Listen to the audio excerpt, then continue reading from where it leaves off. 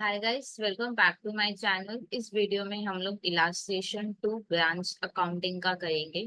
अगर आपको कोई कोर्स के लिए खुद को इनरोल करना है तो चैनल को सब्सक्राइब करके आप खुद का इनरोलमेंट कंप्लीट कर सकते हो।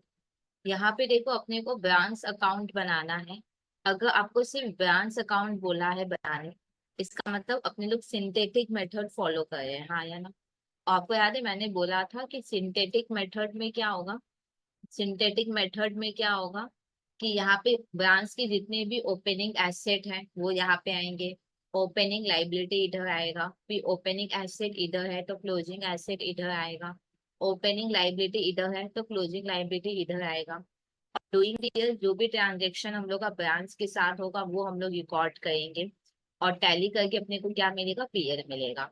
एक बार मैं फिर बोली, ध्यान से समझो। अगर कभी भी आपको ये बोले ना कि ब्रांच अकाउंट बनाना है तो पहले आप ये क्लियर हो कि आप कौन हो। आप हेड ऑफिस हो, आप ब्रांच अकाउंट बना रहे हो। इसका मतलब आप कौन सा मेथड फॉलो कर रहे हो, आप सिंथेटिक मेथड फॉलो कर रहे हो, जिसमें ओपनिंग एसेट ब्रांच का इधर आएगा, ओपनिंग लाइबिलिटी इधर। ओपनिंग एसेट इधर तो क्लोजिंग एसेट इधर। ओपनिंग लाइबिलिटी इधर तो क्लोजिंग लाइबिलिटी इधर। अब डूइंग द ईयर हमारा जो भी ब्रांच के साथ ट्रांजेक्शन होगा उसको हम लोग लिखेंगे और टैली करके अपने को पीएल का वैल्यू मिलेगा।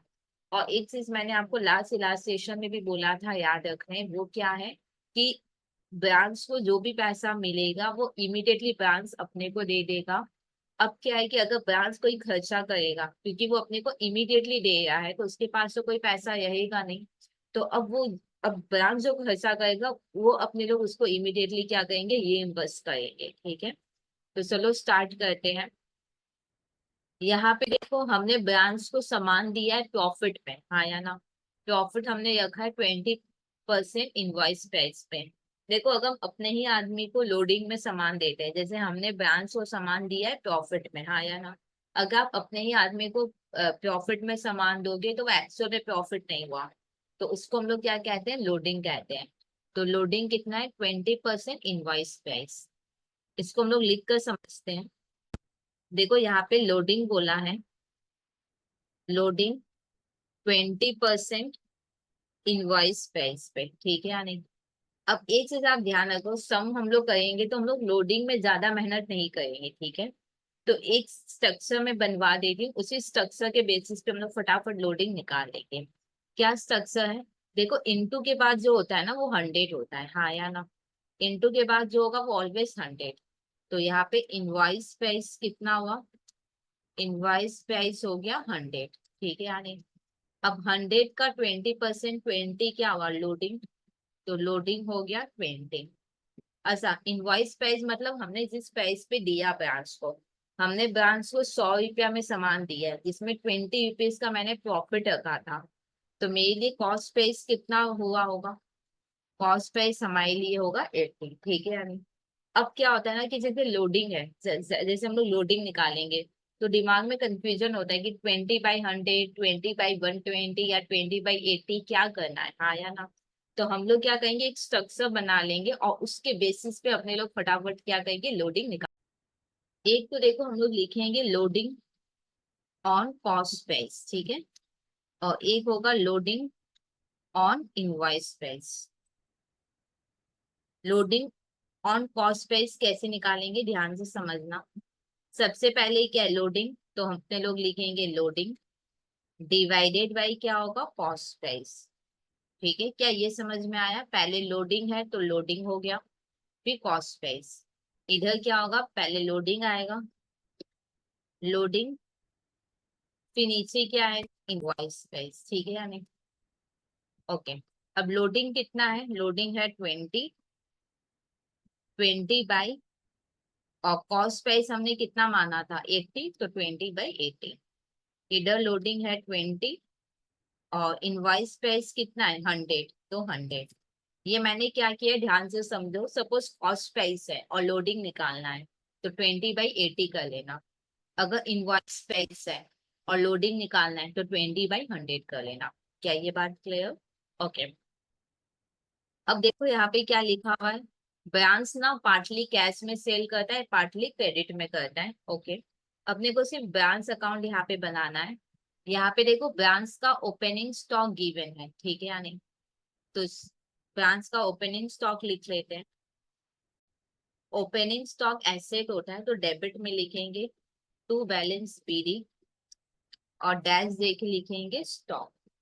कितना वैल्यू है देखते हैं, 8,000। तो यहाँ पे अपने लोग लिखेंगे 8,000।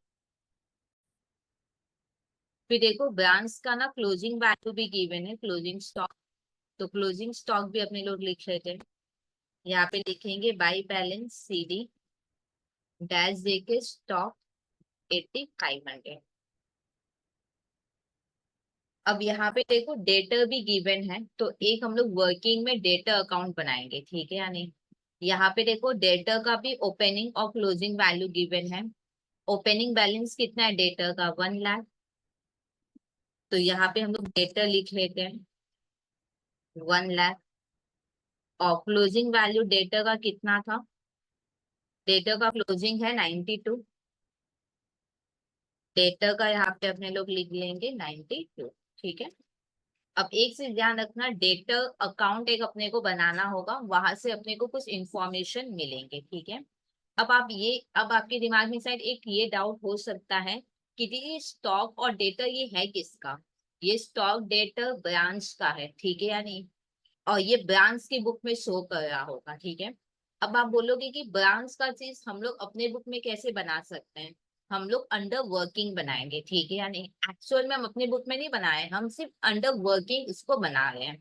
तो यहाँ पे देखो दूसरों का अकाउंट अगर हम लोग खुद बनाएंगे वर्किंग में तो फिर क्या यूज करना होगा, मेमोरेंडम। तो यहाँ पे मैंने मेमोरेंडम डेटा बनाया है, क्या ये बात क्लियर। यहाँ पे डेटा अकाउंट हम इसलिए बोले हैं बनाने क्योंकि कुछ इंफॉर्मेशन अपने को डेटा से मिल सकता है, ठीक है या नहीं। अब स्टॉक डेटा तो ब्रांच का है तो ये पक्का ब्रांच की बुक में होगा। अब ब्रांच का अकाउंट अगर हम अपने बुक में बनाएंगे तो अपने को अंडर वर्किंग बनाना होगा और मेमोरेंडम लिख देना होगा, जिससे कि इसका इफेक्ट कहीं और मेरी बुक में ना जाए, ठीक है। डेटर डेबिट होता है तो डेबिट में लिखो टू बैलेंस बीडी और इधर लिखेंगे बाई बैलेंस सीडी। ओपनिंग कितना है, 1 lakh, closing 92। Opening 1 lakh, closing 92। अब देखते हैं आगे क्या लिखा हुआ है। देखो हमने गुड्स दिया है ब्रांच को, हाँ या ना। हमने गुड्स दिया है तो इसका एंट्री क्या होगा ये ध्यान से देखो। हम लोग क्या करेंगे, दोनों के बुक का एंट्री देखेंगे क्या होगा, जिससे कि कॉन्सेप्ट और अच्छे से क्लियर होगा। देखो हमने गुड्स दिया है ब्रांच को तो हमारे यहाँ से तो गुड्स गया तो हम अपने क्या लिखेंगे, to goods send to branch account. और ब्रांच को तो मिला है तो वो क्या लिखेगा, वो लिखेगा goods received from head office account debit. अब जो गैप है उसमें एक दूसरे का नाम हो जाएगा, ब्रांच अकाउंट डेबिट और ब्रांच में होगा टू हेड ऑफिस। यहाँ पे देखो कॉस्ट प्राइस दिया हुआ है 480, हाँ या ना। क्या हम लोग ब्रांच को समान कॉस्ट प्राइस पे दे रहे हैं, आंसर नहीं। हम लोग प्रॉफिट रख के ब्रांच को दे रहे हैं। तो अब हम लोग पहले क्या निकालेंगे, लोडिंग निकालेंगे। Loading equal to, loading equal to कितना लेंगे अपने, लोडिंग इक्वल टू 20/80 या 20/100, क्योंकि कॉस्ट प्राइस है तो 20/80 करेंगे, ठीक है। तो 20/80 इंटू 4,80,000 कितना होगा,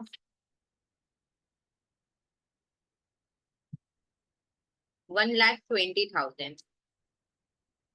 देखो कॉस्ट प्राइस 4,80 है, हमने प्रॉफिट रखा है 120 का। तो हमने ब्रांच को कितने में दिया होगा, हमने ब्रांच को दिया होगा 480 प्लस 120, दैट इज 6 लाख में हमने ब्रांच को दिया है। देखो जिस प्राइस में हम ब्रांच को देते हैं वो हुआ इनवॉइस प्राइस। हमने 6 लाख में ब्रांच को दिया है तो 6 लाख हो गया इनवॉइस प्राइस, ठीक है। अब हम लोग ब्रांच को क्योंकि 6 लाख में दिए हैं तो जर्नल भी 6 लाख का ही होगा। तो यहाँ पे हम लोग लिखेंगे 6 लाख। तो फिर इधर भी कितना आएगा, 6 लाख। अब एक चीज ध्यान से समझना, अपने ही ब्रांच को अगर आप प्रॉफिट में सामान देते हो तो एक्चुअल में कोई प्रॉफिट नहीं हुआ। पर याद है आपने प्रॉफिट यहाँ पे लिख के रखा है, जैसे ये जर्नल तो 480 का होना था पर ये जर्नल आपने 6 लाख का किया है, हाँ या ना? इस जर्नल में प्रॉफिट इंक्लूडेड है। अब अपने ही ब्रांच को देना एक्चुअल में प्रॉफिट नहीं होता है। तो आपने जो ये प्रॉफिट दिखाया है, उस प्रॉफिट को अब अपने लोग क्या करेंगे, रिवर्स करेंगे, कैंसिल करेंगे। कैसे कैंसिल होगा, एंट्री को रिवर्स करके। क्या ये बात क्लियर? एक चीज पहले ध्यान से समझो, हमने ब्रांच को 6 लाख में दिया सामान। क्योंकि हमने 6 लाख में दिया है तो जर्नल 6 लाख का होगा दोनों तरफ, ठीक है। अब क्या है कि क्योंकि इसमें प्रॉफिट इंक्लूडेड है और मेरे को पता है कि अपने ब्रांच को देने से एक्चुअल में प्रॉफिट नहीं होता है, तो प्रॉफिट वाला पार्ट यहाँ से हमको क्या करना होगा, हटाना होगा। कैसे हटाएंगे, एंट्री को रिवर्स करके। तो फिर लिखेंगे टू ब्रांच अकाउंट और goods send to branch account debit. Profit हटाना है, प्रॉफिट कितना है, 120। तो फिर हटाएंगे भी कितना, 120। तो अब पोस्टिंग कर लेते हैं। ब्रांच के डेबिट में होगा 6 लाख, ब्रांच के डेबिट में 6 लाख। क्या बोल के, to goods send to branch account. फिर देखो, गुड्स सेंड अकाउंट तो हमने बनाया नहीं है। ब्रांच के क्रेडिट में होगा 1,20,000, ब्रांच के क्रेडिट में 1,20,000। क्या बोल के, by goods send to branch account, और इधर डैश दे के लिख दो लोडिंग। अच्छा, ब्रांच का हमने डेटा अकाउंट बनाया था, पर यहाँ पे कोई डेटा अकाउंट है ही नहीं, तो यहाँ पे भी कुछ करना नहीं है। और एक चीज याद याद रखना कि ब्रांच कुछ भी रिवर्स नहीं करेगा। ब्रांच को 6 लाख में मिला है तो वो एंट्री 6 लाख में करेगा। ये तो हेड ऑफिस को पता है कि उसने अननेसेसरी 120 का प्रॉफिट दिखाया है, तो हेड ऑफिस अपने बुक में एंट्री को रिवर्स करेगा। ब्रांच अपने बुक में कुछ भी नहीं करेगा। फिर नेक्स्ट देखो क्या, goods return to head office. Branch ने रिटर्न कर दिया है हेड ऑफिस को। देखो, जब हमने ब्रांच को दिया था तो एंट्री क्या हुआ था, branch debit to goods send to branch. Return हुआ है तो एंट्री क्या हो जाएगा, रिवर्स हो जाएगा। तो लिखेंगे टू ब्रांच अकाउंट और goods send to branch account debit. और यहाँ पे भी रिटर्न में एंट्री क्या हो जाएगा, रिवर्स हो जाएगा। Head office debit to goods received from head office account. यहाँ पे देखो, इनवॉइस प्राइस गिवन है। एक चीज आप हमेशा ध्यान रखना, हमने ब्रांच को सामान विद प्रॉफिट में दिया है, तो अब मेरे पास कोई सामान आएगा तो वो ऑलवेज विद प्रॉफिट में आएगा, मतलब इनवॉइस पे आएगा। और यहाँ पे देखो, इनवॉइस ही गिवन था तो कोई प्रॉब्लम नहीं है। क्या ये बात समझ में आया कि नहीं?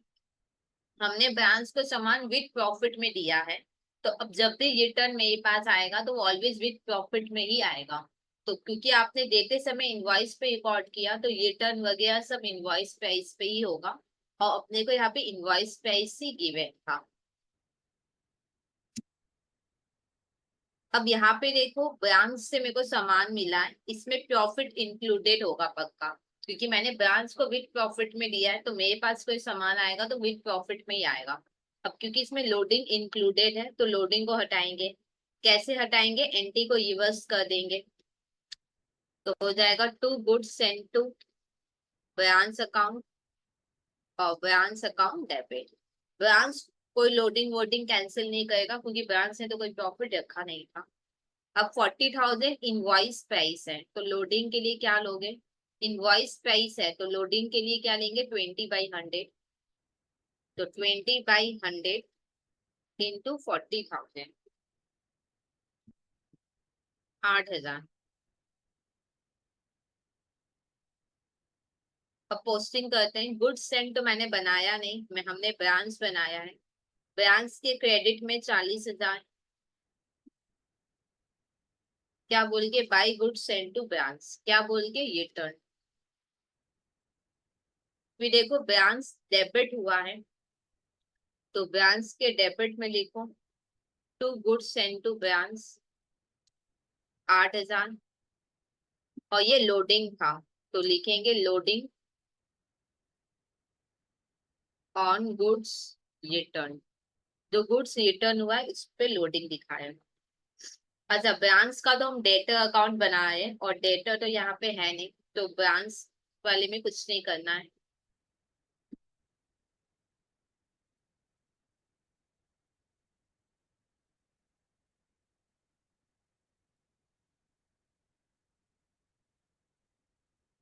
अब आगे देखते हैं क्या लिखा है। सेल्स है, क्रेडिट सेल लिया हुआ है। अच्छा, क्रेडिट में कौन सामान सेल करेगा? ब्रांच सेल करेगा। ब्रांच सेल करेगा तो ब्रांच अपने बुक में दिखाएगा क्या? डेटर अकाउंट डेबिट कितना है? 680 टू सेल्स अकाउंट। ब्रांच ने सामान सेल किया होगा तो ब्रांच अपने बुक में क्रेडिट सेल का एंट्री दिखाएगा। अब देखो, ब्रांच को कोई पैसा तो मिला नहीं कि वो मेरे को हट और दे देगा, तो यहाँ पे अपने को कुछ मिलने का कोई एंट्री नहीं होगा। अब देखो, हमारी बुक में कोई एंट्री नहीं हुआ है तो कुछ भी नहीं करना है। आपको याद है ब्रांच का हमने डेटर अकाउंट बनाया था, तो डेटर के डेबिट में लिख लो 680। क्या बोल गए? To sales account. फिर नेक्स्ट देखते हैं क्या है।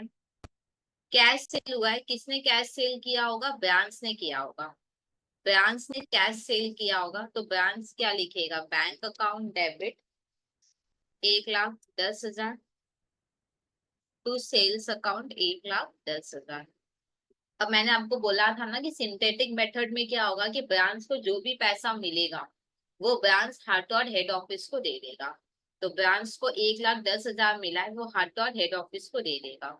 तो ब्रांच लिखेगा टू बैंक अकाउंट 1,10,000, और हेड ऑफिस को मिला है तो हेड ऑफिस लिखेगा बैंक अकाउंट डेबिट 1,10,000। अब जो गैप है उसमें एक दूसरे का नाम हो जाएगा, टू ब्रांच अकाउंट, और इधर होगा हेड ऑफिस डेबिट 1,10,000। हम लोग देखो ब्रांच अकाउंट बनाए हैं तो ब्रांच के क्रेडिट में लिख देंगे 1,10,000। 1,10,000 क्या बोल के? By bank account. डैश देके लिखेंगे कैश सेल्स। यहाँ पे और भी आएगा बोल के मैंने 1,10,000 नीचे की तरफ लिखा है। और देखो, और मे बुक पे कोई पोस्टिंग नहीं होगा। यहाँ पे देखो, ब्रांच का हम लोग सिर्फ डेटा बनाए हैं और डेटा तो यहाँ पे है नहीं, तो इन शॉर्ट ब्रांच में भी कुछ अपने को करना नहीं है। अच्छा, यहाँ पे एक प्रिंटिंग मिस्टेक है। बैड डेट जो है ना वो 2,000 नहीं होगा, वो 4,000 होगा। ठीक है, ये आप ठीक कर लो। यहाँ पे बैड डेट 4,000 होगा। बैड डेट का एंट्री कौन दिखाएगा? अगर ब्रांच ने सामान सेल किया है तो बैड डेट भी कौन दिखाएगा? ब्रांच दिखाएगा। तो ब्रांच लिखेगा बैड डेट अकाउंट डेबिट 4,000। ये प्रिंटिंग मिस्टेक है, 2,000 नहीं होगा, 4,000 होगा, टू डेटर अकाउंट।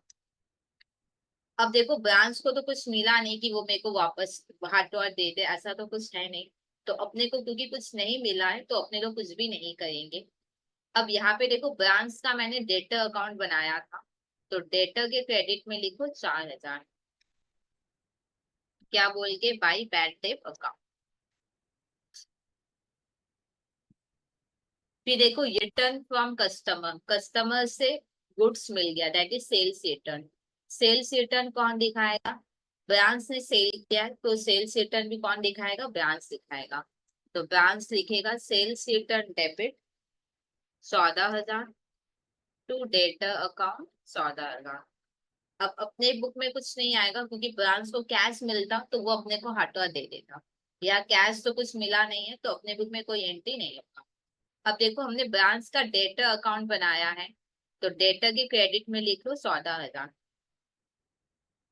क्या बोल के? By sales return account. अब देखो, संडे ब्रांच एक्सपेंस, ये एक्सपेंस किसने पे किया होगा? पक्का ब्रांच ने पे किया होगा। ब्रांच ने पे किया तो क्या एंट्री होगा देखते हैं। ब्रांच एक्सपेंस किसने पे किया होगा? पक्का ब्रांच ने ही पे किया होगा।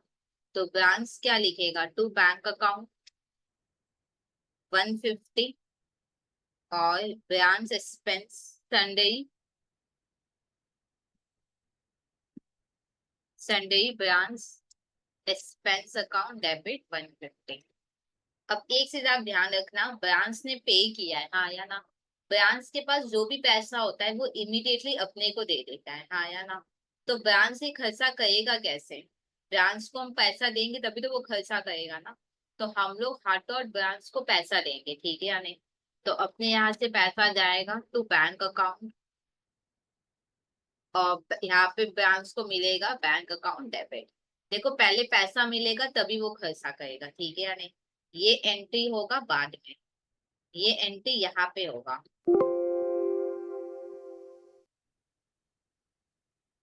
एक मिनट, ये एंट्री देखो ब्रांच ने खर्चा किया है, हाँ या ना। तो ब्रांच खर्चा कब करेगा? जब उसको पहले पैसा मिलेगा, क्योंकि वो तो सारा पैसा हेड ऑफिस को दे देता है ना।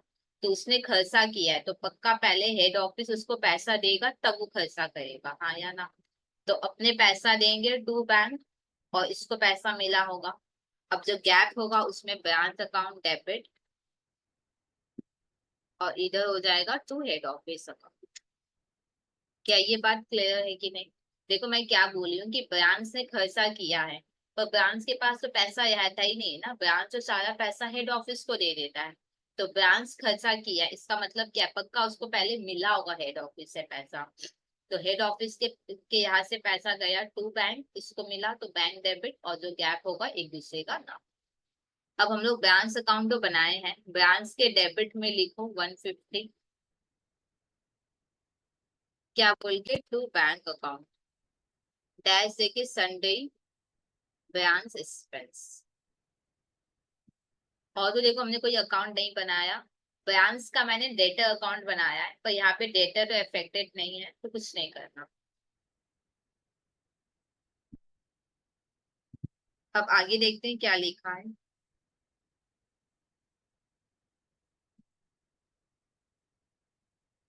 फिर देखो कैश मिला है कस्टमर से, किसको कैश मिला होगा? ब्रांच को ही मिला होगा, क्योंकि ब्रांच ने सेल किया है तो पैसा भी ब्रांच को मिला होगा। तो ब्रांच को कस्टमर से पैसा मिला है तो ब्रांच क्या लिखेगा? Bank debit to debtor account. कितना? 650। अब ब्रांच को जो भी पैसा मिलेगा वो इमीडिएटली वो किसको देगा? ऑलवेज हेड ऑफिस को।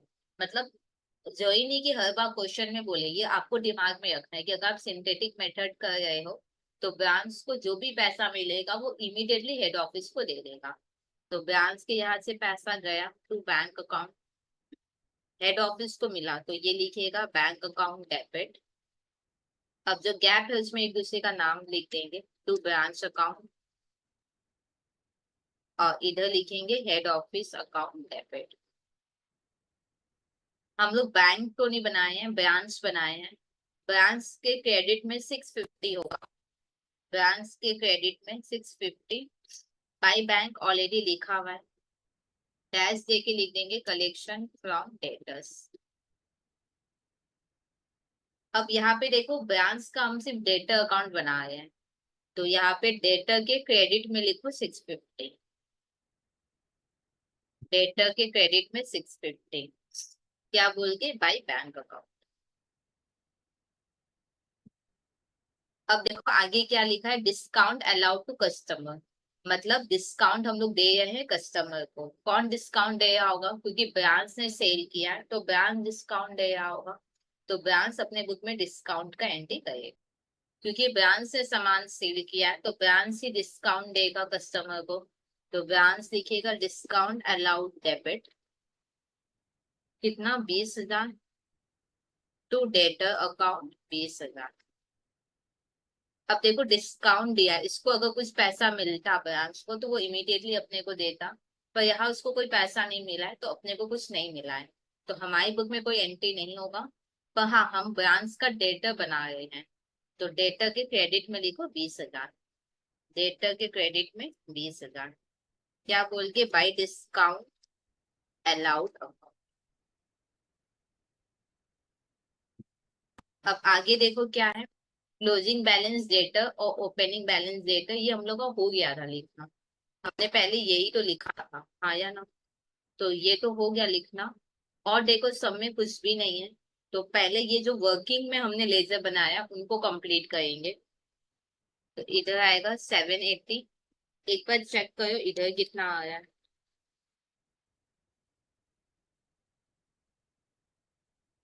780। ठीक है, तो ये टैली हो गया, इसमें कुछ भी नहीं है। जनरली पता है क्या होता है कि से जनरली क्या होता है कि डेटर अकाउंट से या तो क्लोजिंग वैल्यू पता चलता है, या तो कैश कलेक्शन पता चलता है, या तो सेल पता चलता है। ठीक है, पर यहाँ पे सब कुछ गिवन था, इसलिए ये अपने आप टैली हुआ हुआ है। और तो फिर मेहनत का काम ही नहीं है, अब बस अपने को ब्रांच स्टॉक अकाउंट टैली करना है। अच्छा, एक गलती में से हुआ है, मैं बताती हूँ क्या। देखो, हम लोग ब्रांच को सामान विद प्रॉफिट पे दे रहे हैं, हाँ या ना? तो स्टॉक में भी प्रॉफिट होगा कि नहीं होगा? अच्छे से ऑब्जर्व करो, हमने ब्रांच को सामान विद प्रॉफिट पे दिया है, हाँ या ना? तो पक्का इस स्टॉक में भी प्रॉफिट होगा। तो प्रॉफिट को याद है, हम लोग क्या करेंगे, कैंसिल करेंगे, कैसे? रिवर्स में लेकर। तो यहाँ पे लिखो बाय ओपनिंग स्टॉक रिजर्व। क्या ये बात क्लियर है कि नहीं? ध्यान से समझो, हम लोग ब्रांच को सामान विद प्रॉफिट में दे रहे हैं, तो ब्रांच के पास जो भी स्टॉक होगा उसमें प्रॉफिट होगा, हाँ या ना? तो क्योंकि वो एक्चुअल में प्रॉफिट हुआ नहीं, तो अपने को प्रॉफिट क्या करना होगा, कैंसिल करना होगा। तो यहाँ पे देखो, यहाँ पे मैंने स्टॉक लिखा है, तो प्रॉफिट कहाँ ये कैंसिल होगा, ऑपोजिट साइड में। तो यहाँ पे ओपनिंग स्टॉक रिजर्व होगा। 8,000 क्या इनवॉइस प्राइस था? 8,000 क्या था, एक बार चेक करे तो क्या था? 8,000 इनवॉइस प्राइस ही था। अच्छा, इनवॉइस प्राइस हो तो लोडिंग किस में लोगे? इनवॉइस प्राइस है तो 20/100 करोगे, हाँ या ना? तो यहाँ पे 20/100 इंटू 8,000 करो तो कितना होगा?